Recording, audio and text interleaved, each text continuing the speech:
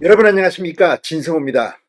이재명 대통령의 첫 번째 인사, 김민석 국무총리 후보자의 재산 문제가 다시 도마 위에 오르고 있습니다. 애당초 김민석 총리 후보자는 반미 성향 같은 것들이 도마 위에 올랐지만 이것보다 더 심각한 것은 수상한 돈거래, 이런 것으로 될 것 같습니다. 자, 지금 김민석 후보자는 이 하버드대를 다녔다, 미국 변호사가 있다, 이러면서 나는 반미 성향이 아니라고 해명했습니다. 그런데 아직까지 이 돈거래 의혹에 대해서는 확실한 해명을 못하고 있습니다. 인사청문회에서 소상을 키겠다고 했습니다. 자, 그런데 이 김민석 후보자의 재산, 본인, 배우자, 모친 등의 재산으로 모두 2억 1,504만 원을 신고했습니다.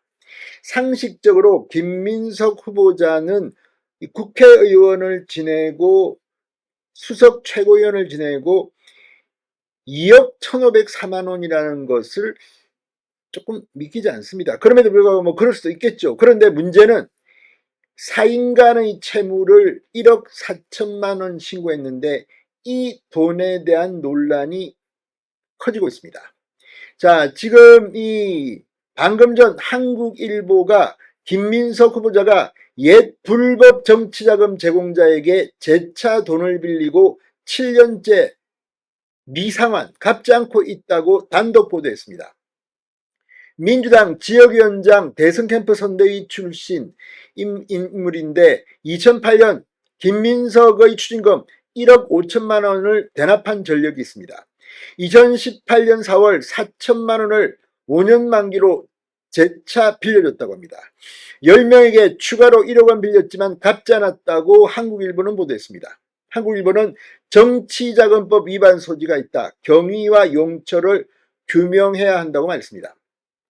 자, 한국일보는 비교적 중립적 성향입니다. 그런데 지금 이재명 대통령의 첫 번째 인사, 이 국무총리, 비서실장, 이 국정원장, 민정수석 등에 대해서 지금 계속해서 논란이 일고 있습니다. 지금 첫 인사의 대상자들은 해명하느라고 정신이 없습니다. 그런데 이 중 가장 중요한 인사는 국무총리입니다. 이재명 대통령 행정부의 2인자입니다. 김민석 의원이 국무총리로 지명되자 상당히 많은 논란도 있었습니다. 왜 하필 김민석이지? 정치자금법 위반으로 이미 2차례나 유죄 선고를 받았고 10년 동안 피선거권이 박탈되기도 하는 등 다른 사람이면 정계 은퇴를 할 정도라고 국민의힘 측은 비판하고 있습니다. 그런데 구체적으로 이런 논란이 터진 겁니다. 자, 김민석 후보자의 재산은 2억여 원입니다. 그런데 한국일보가 방금 전 이 불법 정치자금을 과거에 제공받은 정치인에게서 재차 수천만 원을 빌렸다, 현재까지 갚지 않고 있는 것으로 확인됐다고 보도했습니다. 차용금을 가장한 정치자금일 가능성이 있어 정확한 돈거래 경위와 용처를 규명할 필요성이 제기된다는 겁니다. 한국일보에 따르면 김민석 후보자는 민주연구원장 시절이던 2018년 4월 민주당 전직 지역위원장 강모 씨에게 4차례에 걸쳐 4천만 원을 차용했습니다. 금전 소비 대차 계약서는 차용증입니다. 각각 2018년 4월 11일자 2건 2천만 원, 4월 23일자 2건 2천만 원이 작성됐습니다. 대여일로부터 5년 뒤인 2023년 4월 원금을 일시상환하며 그전에는 연이외 6개월마다 원금의 연 2.5% 이자를 계좌 이체한다는 내용이 담겼습니다. 김민석 후보자는 이 같은 방식으로 2018년 4월에만 강 씨를 포함해서 11명에게서 모두 1억 4천만 원을 빌렸지만 현재까지 상환된 원금은 없는 것으로 파악됐다고 한국일보는 보도했습니다.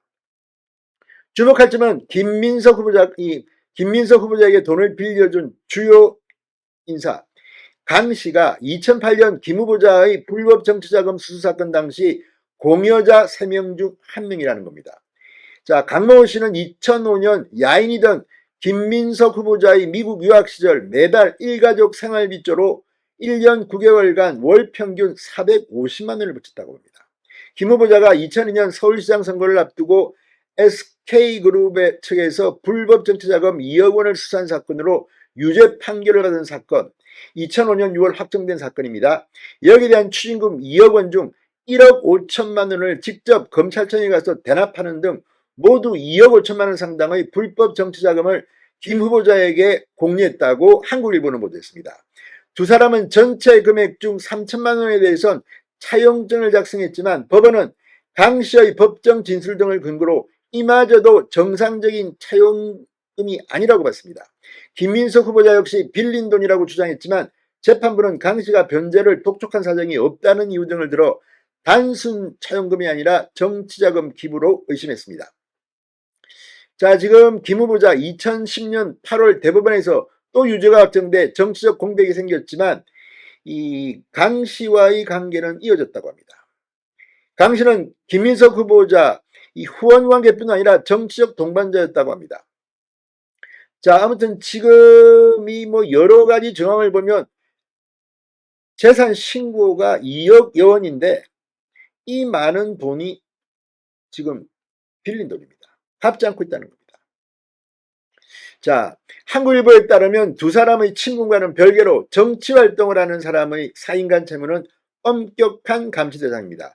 채무는 소유자별로 합계액이 1,000만 원 이상인 경우 모두 채무를 신고해야 하고 재산 등록 기준일 기준으로 상환되지 않은 사인간 채무가 있으면 발생 사유와 일자, 채권자와의 관계를 상세히 기재해 신고해야 합니다.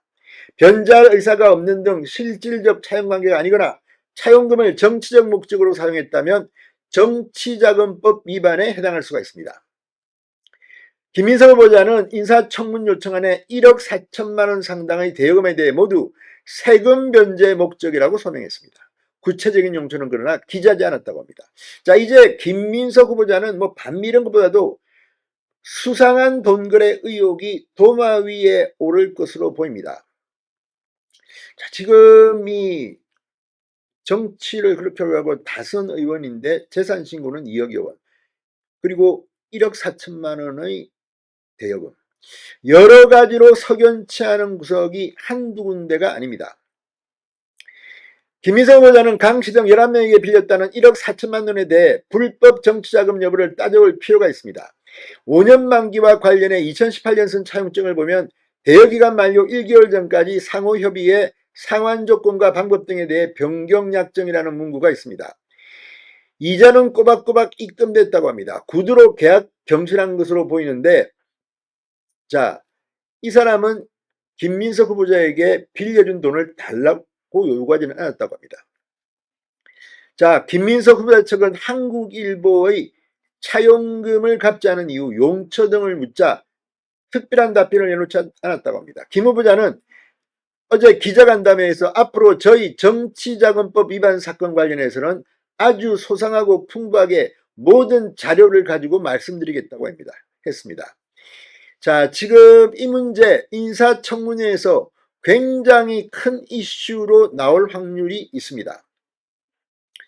자, 지금 김민석 후보자의 전과 기록, 이 여러 가지가 있습니다. 국가보안법 위반도 있고 집회 및 시위에 관한 법률 위반, 폭력행위 등 처벌에 관한 법률 위반도 있습니다. 그러나 2004년 5월 정치자금에 관한 법률 위반, 2008년 12월에도 정치자금법 위반.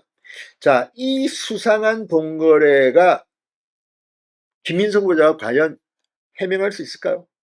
쉽지 않을 겁니다. 물론 예단하지는 않겠습니다. 그럼에도 불구하고 이재명 대통령의 첫 번째 인사, 김민석 총리의 인사가 도마 위에 오르고 있습니다. 역대 정권을 보면 초대 국무총리를 지명했다가 스스로 그만둔 경우가 상당히 있습니다. 그만큼 지명할 때는 믿고 했는데 알고 보니까 몰랐던 내용들이 터진 겁니다. 다만 지금의 상황은 사람들이 얼굴이 두꺼워져서 웬만한 것으로는 자진 탈퇴하지 않습니다. 옛날에는 그렇게 했습니다. 어쨌든 이재명 대통령의 첫 번째 인사, 김민석 국무총리 후보자 낙마할까요? 진성호의 융단 폭격이었습니다.